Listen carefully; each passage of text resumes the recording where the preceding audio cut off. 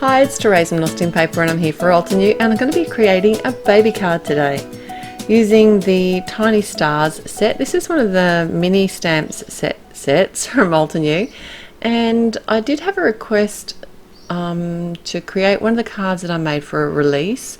So this is kind of mimicking that card. So if you were interested in seeing how that card was made, then you can watch this card being made. I will link it at the blog too, so that you can see which card I'm talking about. But what I wanted to do was create my own design paper here.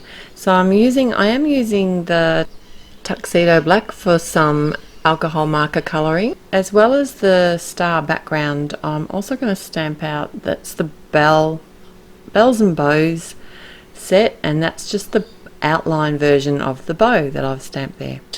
So I have the lightest blue, which is equivalent to the sea glass colour, and it's B201. I'm not being too fussy about my colouring here. I'm literally just laying down colour on the whole background area, but leaving the stars white. I did decide to use my Copics to colour my bow, but this set does have matching stamp layering image, so if you prefer you could easily stamp the bow in whatever colours that you want.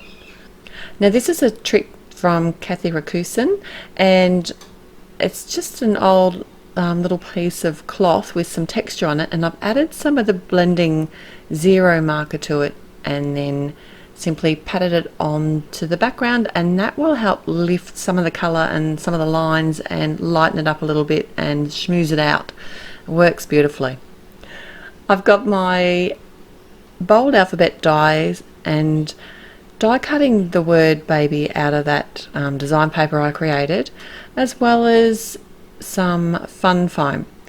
And what I'm doing here is I'm leaving the letters in place, adding my matte medium, and then adhering the paper cut letters onto the fun foam itself, because I find that running the fun foam through the die cutting machine, it does tend to squish down a little bit, and by doing it this way I have a lot more success with lining the letters up, and then I don't have to come and cut sort of edges off the fun foam. Now I'm just going to set that aside to dry, and in the meantime I'm going to dye. I don't have the matching die cuts, I wish I did, for this set. I am going to get them, and but I did want to cut this right up to the border, and I thought I'd show you a couple of little tips. Use a nice sharp craft knife and cut any sort of interior area first while you've got the paper to hold on to. If I had to cut around the edge of the bow first, it would have made it a lot more difficult to cut out the inside of these bows. So it's best not to press too hard. You're better off to keep coming back with the craft knife and just keep going over a section until it actually breaks away. Then you can come in with your sharp scissors and fussy cut the image out right up to the border. Much easier way of doing some fussy cutting on a very fine image. And I do actually get a marker and go around the edges just to make it look like I've cut it out perfectly. I want to add some ultrafine prisma glitter to the whites of the stars. So I've got a quickie glue pen here, which is a nice fine tip on it, and I can add glue to even the smallest of the stars. I'm sprinkling that on top and then just going to set it aside to dry, and it doesn't take very long. This glue does dry extremely quickly. Now I'm working directly on the front of my top fold card. This is a landscape design, and I have some stars, and this is a cluster of stars from the Best Dad set. It also comes with a couple of single stars that I'll be using as well. I've got the buttercream ink, and I want to sort of have a yellow starry background behind my die cut word, and then also scatter some of the sea glass stars around the edge and sort of down the bottom of the card. And I will actually have a lot less stars at the bottom, almost like they're falling, but not quite. I don't know. Anyway, I just thought these two colours together were so pretty.